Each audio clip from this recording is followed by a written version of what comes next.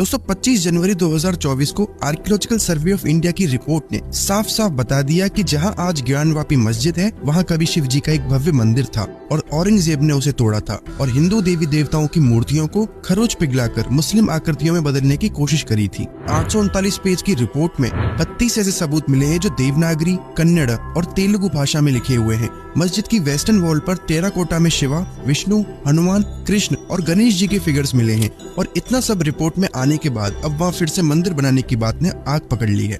लेकिन दोस्तों जब एक अंधा इंसान मस्जिद में घुसकर ये बता देगा कि यहाँ पे एक मंदिर था, तो क्या ज्ञानवापी मस्जिद के पक्षकार इतने बेवकूफ है कि यहाँ कभी मंदिर था इस बात को डिनाई करें?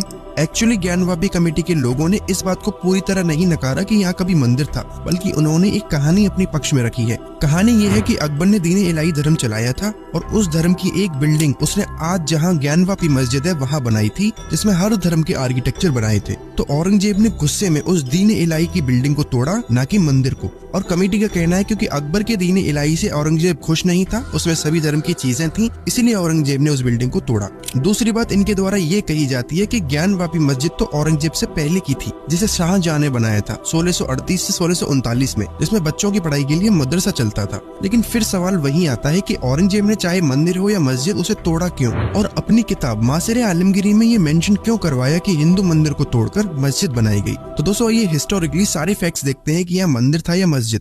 दोस्तों ऑलमोस्ट 11th सेंचुरी एडी में एक राजा हुए, राजा हरिश्चंद्र, जिन्होंने वहाँ शिव जी का विश्वेश्वर टेम्पल बनवाया। कुछ हिस्टोरियंस का मानना है कि विक्रमादित्य के राज में एक भव्य मंदिर बनाया गया था शिव जी का, क्योंकि काशी शहर हिंदूज के लिए एक पवित्र मठ एंशिएंट टाइम से रहा है और गंगा नदी के तट पर मंदिर हमेशा से बनते आ रहे हैं। और दोस्तों पुराने टाइम पे पवित्र तीर्थ स्थलों में एक बनारस यानी काशी भी था और काशी जाना ही जाता था काशी विश्वनाथ के कारण। लेकिन क्योंकि यह मुद्दा रिलीजियस के साथ साथ लीगल भी बन चुका है, इसलिए हम 11th सेंचुरी से ही स्टार्ट करेंगे। राजा हरिश्चंद्र के 11th सेंचुरी में टेम्पल बनवा देने के बाद इसे मोहम्मद गौरी द्वारा 1194 में लूटा गया और इस मंदिर को जितना हो सके उतना तोड़ा गया। इसके बाद एक और जौनपुर का शासक 1447 में आया जिसका नाम था महमूद शाह, जिसने इस मंदिर को फिर गिरा दिया। ये एकमात्र ऐसा मंदिर था जिसे बार बार बनाया गया और मुस्लिम शासकों द्वारा तोड़ा गया, क्योंकि साल 1100 से 1600 तक ये वो टाइम था जब सत्ता किसी एक के हाथ में ज्यादा दिन नहीं रहती थी। हिंदू राजा मंदिर को बनवाते और मुस्लिम शासक आके इसे लूट लेते और फिर तोड़ देते, और ये सिलसिला यूं ही चलता रहा। कभी सिकंदर लोदी,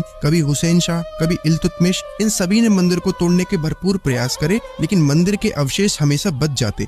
फिर 1585 में राजा टोडरमल, जो अकबर के नवरत्नों में से एक थे, उन्होंने अकबर को पट्टी पढ़ाई और इस मंदिर को पंडित नारायण भट्ट की सहायता से फिर से बनवाया। क्योंकि अकबर अपने नवरत्नों की बात को नकारता नहीं था, इसलिए संभव हो पाया। अकबर अपने समय पे काफी चालाक था। ऐसा नहीं था कि उसके अंदर हिंदूज के लिए काफी दया की भावना थी, बल्कि वो विक्रमादित्य की तरह मशहूर होना चाहता था। इसलिए अकबर ने विक्रमादित्य की ही तरह नवरत्न रखना शुरू किया। लेकिन अकबर के बाद फिर शाहजहां का टाइम आया और 1639 में इस मंदिर को तोड़ने की पूरी कोशिश करी, लेकिन शाहजहां विफल रहा। फिर मुगल गद्दी पर बैठा औरंगजेब, जिसने पूरे भारत में उत्तर से शुरू करते हुए दक्षिण तक सभी मंदिरों को तोड़ने का प्रण ले लिया और 1669 में इसने काशी विश्वनाथ मंदिर को पूरी तरह तोड़ दिया और बचे हुए अवशेषों पर मस्जिद बना दी, ताकि अब कोई भी वहां दोबारा मंदिर ना बना सके। औरंगजेब का राज जाने के बाद मराठाओं ने अपनी कमान संभाली और हिंदुस्तान के काफी सारे मंदिरों को फिर से रिनोवेट कराया, लेकिन काशी विश्वनाथ फिर भी रह गया। 18th सेंचुरी में बनारस लखनऊ के नवाबों के अंडर आ जाता है और ईस्ट इंडिया कंपनी अपनी चालाकी भरी एनेक्सेशन अपना रही थी। मराठाओं ने उस समय हिम्मत दिखाते हुए मस्जिद को तोड़कर मंदिर बनवाने की कोशिश करी और सभी ब्राह्मण्स को आगे आने को कहा। नाना फडणवीस और मल्हार राव होलकर ने सेम चीज करने का प्रयास किया, लेकिन उस टाइम पर ब्राह्मण नवाबों के डर में थे और ईस्ट इंडिया कंपनी कोई भी कम्युनल राइट्स नहीं चाहती थी, इसलिए इन बातों को दबा दिया गया। फिर समय और बीता और अब बनारस पर ईस्ट इंडिया कंपनी का राज आ गया और मल्हार राव होलकर की सक्सेसर देवी अहिल्याबाई होलकर ने आज का काशी विश्वनाथ टेम्पल बनवाया, जो बिल्कुल मस्जिद के बगल में है। महाराजा रंजीत सिंह ने सोने का मुकुट इस मंदिर के लिए बनवाया था। नेपाल के एक राजा ने नंदी जी की ये प्रतिमा बनवाई थी, जिसमें नंदी जी ज्ञानवापी मस्जिद की तरफ मुंह करके बैठे हैं। लेकिन फिर 1947 तक अंग्रेजों ने ही राज किया और उन्होंने इस डिस्प्यूट में अपना पांव नहीं रखा, क्योंकि बताया जाता है कि 1809 में हिंदूस और मुस्लिम्स के बीच बहुत बड़े लेवल पर दंगे हुए थे।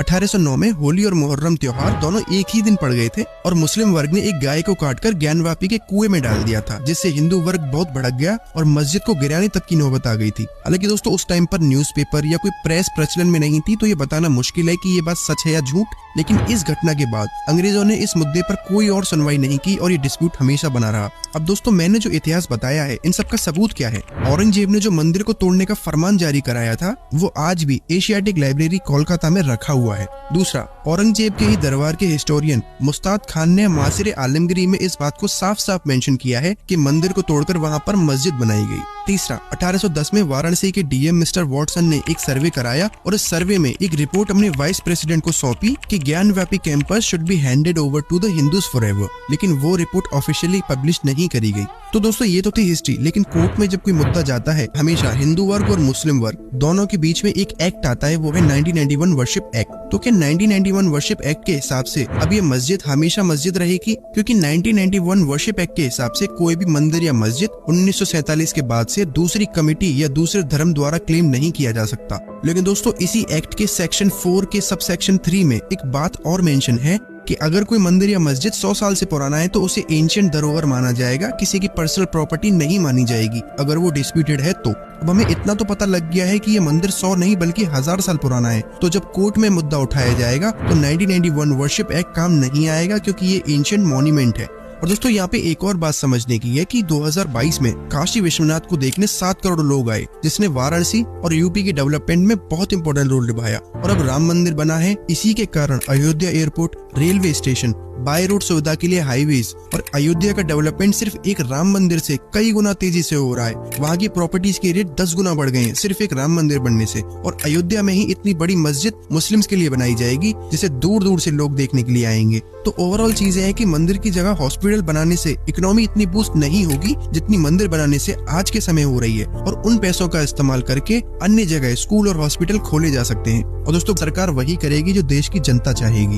दोस्तों, चलिए जानते हैं वर्ल्ड की लार्जेस्ट रिलीजियस गैदरिंग यानी कुंभ मेला और इसके 4 प्रकार के बारे में। कुंभ मेले का कनेक्शन जुपिटर प्लेनेट के साथ है, इसलिए हर 12 साल में जब जुपिटर सन का रेवोल्यूशन कंप्लीट करता है तब कुंभ का मेला ऑर्गेनाइज किया जाता है। ये मेला इंडिया के 4 धार्मिक प्लेसेस पर नदियों के किनारे लगता है, जहाँ हजारों श्रद्धालु आस्था की डुबकी लगाते हैं। एंशिएंट वैदिक स्क्रिप्चर्स में मेंशन्ड है कि समुद्र मंथन के दौरान अमृत की 4 बूंदे पृथ्वी की इन्हीं 4 प्लेसेस पर गिरी थी और इसीलिए यहाँ पर कुंभ का मेला ऑर्गेनाइज किया जाता है। सबसे बड़ी पिलग्रिमेज साइट है उत्तर प्रदेश में गंगा, यमुना और सरस्वती रिवर के संगम पर स्थित प्रयागराज। दूसरी जगह है उत्तराखंड में गंगा नदी के किनारे स्थित हरिद्वार। तीसरी जगह है मध्य प्रदेश में शिप्रा नदी के किनारे बसा उज्जैन और चौथी जगह है महाराष्ट्र में गोदावरी नदी के किनारे बसा नासिक। अब दोस्तों, कुंभ मेला कुल मिलाकर 4 प्रकार का होता है। सबसे पहला है मग कुंभ मेला यानी मिनी कुंभ मेला, जिसका आयोजन हर साल मग के महीने में प्रयागराज में किया जाता है। दूसरा है अर्ध कुंभ मेला या हाफ कुंभ मेला, जिसका आयोजन हर 6 साल में किया जाता है, लेकिन इसको सिर्फ हरिद्वार और प्रयागराज में ही ऑर्गेनाइज किया जाता है। तीसरा है पूर्ण कुंभ मेला जो हर